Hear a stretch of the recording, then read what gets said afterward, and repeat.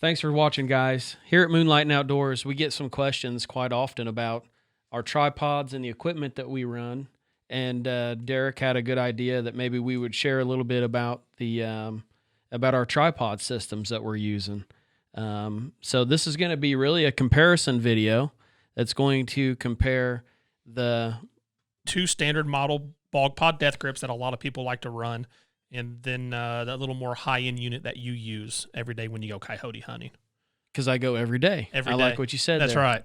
And so, Derek, what do you have right here? These are two different units. Two different units. They're both bog pod death grips. We have one in carbon fiber. We have one in aluminum. Not too much difference between these two. The carbon fiber unit comes in at about 7.5 pounds. The aluminum model comes in at 8.5 pounds. So you're looking at about 1 pound difference.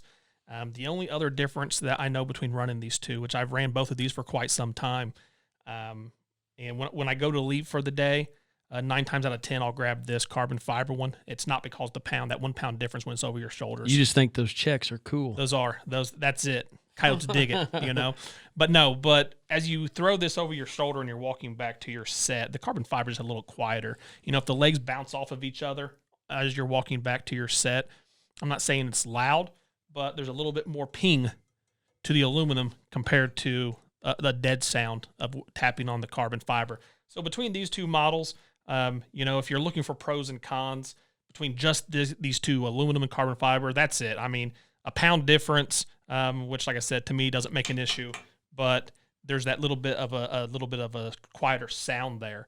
And everything else about these two, they're the same, which we'll go over a couple options that these have. But you just kind of got to think: are those two options enough to outweigh the cost difference? So on an average right now through Bog Pod, I believe the aluminum model runs between $150 to $160, unless you catch them on sale. And this carbon fiber unit runs around $250, maybe give or take $5 or $10 on those. So close to $100 difference. So if you're on a budget, maybe the $100 isn't worth it. But if you can swing the $100 between these two units, I do like this just being a little bit quieter sneaking in. Your honest opinion, is it worth $100? We're talking $100, man. If I was on any sort of budget, or maybe had my wife mad that I'm spending too much money on coyote gear, I probably would just stick with the aluminum. If $100 isn't going to make or break you or put you in the doghouse, go for the carbon fiber. Sure. So now, let me ask you another question. Between the aluminum and the carbon fiber, have you noticed any difference? Is one a little bit more stiffer than the other? One thing I have noticed with the carbon fiber unit, when I have the legs all the way extended, which I do run, one thing I'll get into is the height restrictions with these two units. I'm 5'11". I run these two units as high as it'll possibly go on the 20-degree mark. So when I have them fully extended, it seems like when I move my gun around a little bit, I get a little bit of play in the carbon fiber legs, like they want to move just a little bit. And I don't seem to get that in my aluminum, really. You see there, a little bit of give there. Doesn't really bother me on the shots, but it does have some give there, unlike the aluminum unit I noticed does not have. So we're talking pros and cons. That's awesome. Yeah, yep. So for $100, even though we get a little wiggly, you're still recommending this. And guys, this is Derek's. Both of them are his. My units. Well, my son's here. Tanner got the aluminum model. But I've shot coyotes 250 yards, no problem, off this carbon fiber unit. No problem. Just a chip shot. Just a chip shot. I guess some of the features on the Death Grip, the bottom of all 3 feet do have adjustable knobs that you can turn in and out. Small metal plugs will come out and let you dig into the terrain that you're on. So I like that. I personally have never used it one single time. Haven't needed it on any of the terrain I hunt with. We usually hunt a lot around dirt fields, so don't really need to dig in too much. Like I said, all 3 legs are adjustable. You have a 20 degree, a 45 degree, and an 85 degree. So you can go from a full upright position like we are now to a sit and just about to a lay down. So if you needed it. I do not... Go ahead and ask your question. I was going to maybe go where you're going. My question is, and I know the answer to it, but I don't know that everybody else does. But have you any experience with the customer service of Bog? Yeah, actually, I have. I've had to reach out to them a couple times. To be honest, I've had to email them twice for a problem with a foot I had. The bottom rubber insert came out completely. I emailed them, and it took a couple emails, and I didn't hear back. I didn't see a phone number on their website when I was doing the online inquiry. I didn't hear nothing back after 2 weeks. So that's a long time to not hear anything back from a company. So got back on their website and did find a 1-800 number. Called the 1-800 number, spoke to a gentleman, and probably 4 business days later, a complete new leg in the mail. So if you have a problem with Bog, just my 2 cents is give them a call. Seems to be a little quicker response time than the email I still haven't got a response to. So if you call them with 3 problems, you'll have a whole new tripod. That's right. That's right. Yeah. Yep. But you have to call them 3 or 4 times. Have to call them each time. Okay. Yeah, but I like these models. We primarily nighttime hunt, so we stand up. For daytime sits, I am not comfortable with these tripod units, just the way that when we're sitting and we need to turn the angles we need to pivot some. And we can sit and use these, but the ground where we hunt is just not practical. So I'm more of a single shooting pole on some of the daytime sets we do. Or bipod. Yeah, something along those lines. Yeah. But like I said, they can definitely make you get in a prone position if you need to. There is a level bubble on each unit, both models. We hunt at nighttime. You can't see that bubble at nighttime, so I go off of feel. Sometimes I might need to move a leg in or out a little bit based on the terrain that I'm at. And one thing, like I said, I'm 5'11". I max these out when I hunt. So when I get on set, sometimes I will just have them on 20 degrees, and I'll slightly bring in each leg about 2 or 3 inches, and that's just enough to keep me so I can scan the fields and not be slightly hunched over for 20, 30 minutes a set. So by the end of the night, your neck's killing you. So, but other than that, you have a few different options. On the higher side, you have a nut, like a giant wing nut on each side. One of them locks your gun into the Deathgrip head. The Deathgrip head does have rubber inserts. Do at your own risk on how you want to carry your gun into the field. I have had no problem locking my gun into this head, throwing it over my shoulder, and walking back to the sets. That's the way we've done it for a couple years. Never had a single issue with locking the gun and throwing it over my shoulders. A lot of people don't like that, so do that at your own risk. On the other side, the other screw, this is your vertical drag. I keep mine pretty tight. As you see, it takes a little bit of pressure for up and down. I don't like it loose when I'm out hunting in the field. Seems like I get a little more accuracy, if I have to shoot out there a couple 100 yards. And then you'll notice a small adjustment here, and that's your horizontal drag. So I keep it pretty tight as well.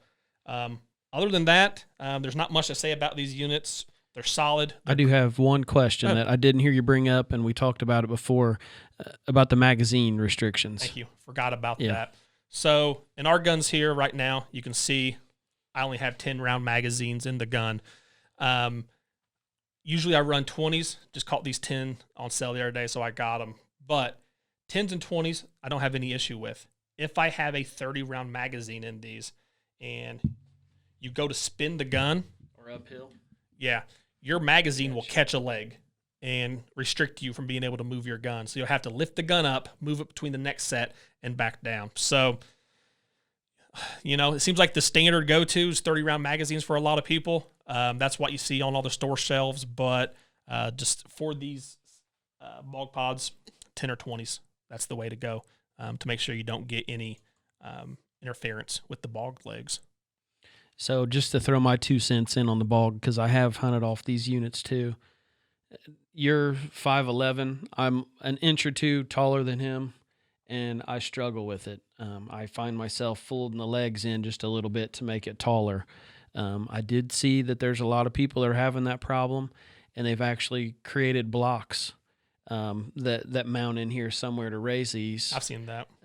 So that might be something you guys look at if you feel like you're going to have a height restriction. I can't remember how much they are. I think they're less than $50. I've seen guys homemade blocks that came up with like 4 bolts somehow through here and raise it themselves. Mm-hmm. You know, if you're on a budget, you know, we'll talk more price later, but if you're on a budget and maybe you're 6'1", 6'2", and you can't afford to go the other way, that's something you certainly need to look into, is to buy one of these 2 units and maybe look into how those other guys are raising these blocks up 4 or 5 inches to accommodate. So basically, if you're an average sized man, you'd be fine with this. But if you're big like me, I'm just having fun there.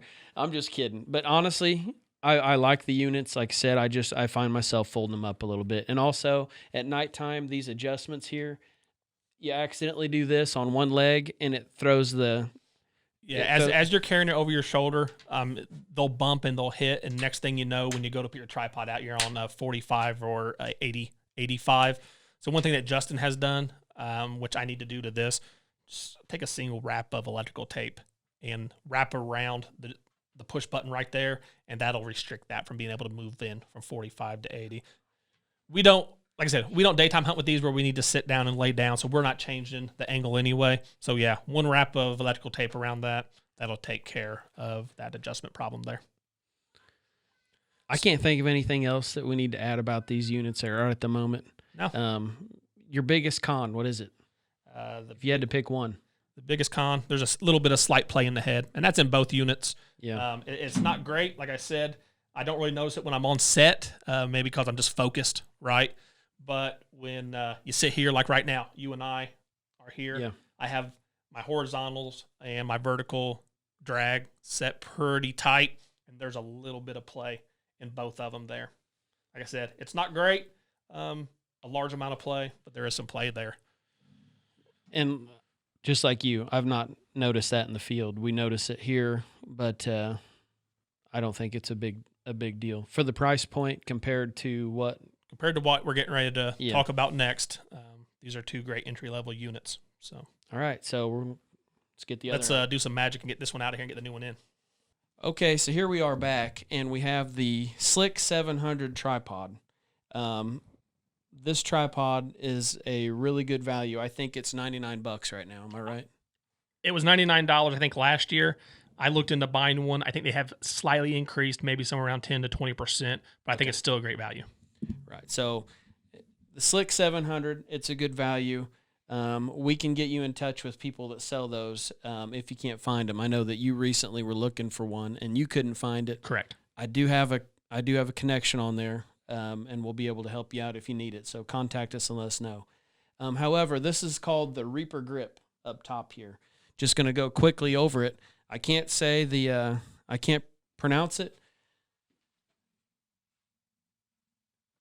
We'll put that in the comments. But what I want to let you guys know about this unit is it's pretty salty. Derek, you just looked up the price. How much was it? I think the head by itself was like around $300 to $400. Okay. So that's the reason why I bought this instead of these, was because these were not available when I made this purchase. I have one of each, and I'm definitely happier with this one. It has some features that this doesn't. The Slik 700, I'm a little bit taller. This has got an adjustable neck. You can see the rod in here. It slides up, and it goes to my height. Now, I did pick up a scanner this year for the first time, but up until this year, I did all my scanning through the scope, probably because I spent all my money on this unit. So, but anyways, I was scanning through this scope all the time, and I did notice that, if I was using the shorter one, we have a friend, Daniel, that goes with us. 6'6". He's 6'6", so when he goes, I'm hunting off the Deathgrip. It's not fair for 6'6" to have to stand on his knees to scan a field, but just going to jump right into some of the features here. Real quick. Yeah. This looks shorter right now for viewers because. Yeah.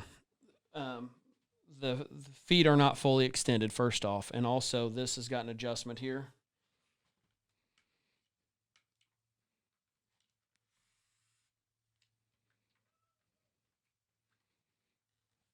Just like that, you can make all that adjustment. And that's, honestly, this is about where Daniel has it. Because the other night we shot a coyote, and he's like, it's right there. So I walked over and stood on my tippy toe. It was taller than this, because I stood on my tippy toes and I was trying to look through it. So if you're a tall guy, Slik 700 is where it's at. When it's extended like this, you do get, I think, maybe just a little bit more play, but it's still really solid. I'm going to spin this around here. It's got an adjustment right here, a little knob on the side. If that knob comes out and you drop it down and you spin this, it'll end up locking to where if you're carrying it over your shoulder out of stand, this locks and it won't pivot, which is an awesome feature. This right here is your drag for your vertical. So if you can loosen this up and you can get that drag in and out of there, however you want to set it.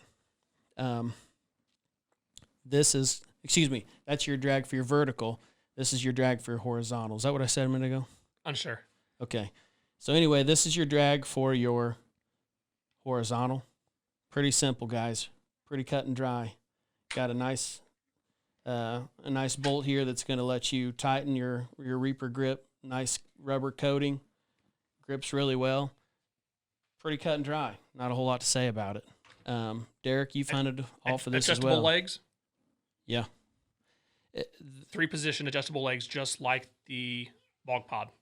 Explain this as I'm going here. Yep. So you gently push in one leg, and these legs have 2 different settings. One's all the way in, about a 20-degree setting. You pull it out one click, and it'll come out to about 45 degrees. You pull it out its final click, and it'll go to like a prone position, a sitting, or just about to a lay down position. She's flexible. Yeah, yeah. This is what you guys need. Yeah. So, again, here we are, the Reaper, the name of the company I cannot pronounce, but I do have a connection on where you can buy these as well if you need it. Might be able to find them online if you can't. How much do these guns weigh? We need to talk about that. So they have in comparison, what do you think your gun weighs? 12 pounds? Well, the new setup I run has a 24-inch bull barrel. That is a heavy gun. My other AR is a 16-inch. This is a 20-inch. Heavy barrel, fluted. I mean, these are all heavy ARs. And when we crank these down, we fold them and we put them over our shoulder. I found a little way where I can stick my arm through there and support it really well. These grips are holding on to all 3 of these rifles, so we can carry them however it is we want to carry them out into the field. Yep. If you guys have any questions, we're more than happy to help you. Get a hold of us. Derek's a hell of a lot better at these product reviews. He's pretty tech savvy, so he'll probably be the one answering you. Well, real quick, so if you had the money right now today, Bog Pods are on the market. They were not on the market when you bought this. Would you still want to spend what are these now, $500 to $600? Yeah.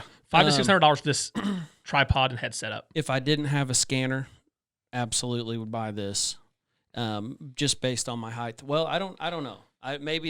My thing is, if you're 6'1", I'm going to say you could probably get away with the Deathgrip at 6 foot. It's not that comfortable. But I personally, if you're 6'1" or over, some guys may go, I'm 6'1" and I have a death pod. I don't have no problem. I don't know how you do it because I'm 5'11". I bring the legs in. I'm not comfortable. So I don't think that some people may not have another option besides maybe a Predator Tactics unit or this Slik 700 unit. It'd be hard for me to say that I would spend that kind of money on a tripod again. Just being honest, especially now that I have a scanner. If you guys don't have a scanner, you do not know what you're missing out on. Yeah. I didn't have one until 2 weeks ago, and man, changed the ball game. Game changer. That's for a different story. Yep. So thanks for watching, guys. Hope you enjoyed our review. We did the best we could. He killed it. Me, not so much. We'll have to see what you guys think. Let us know. Take care. Thanks for tuning in. Moonlighting Outdoors product review. Take care.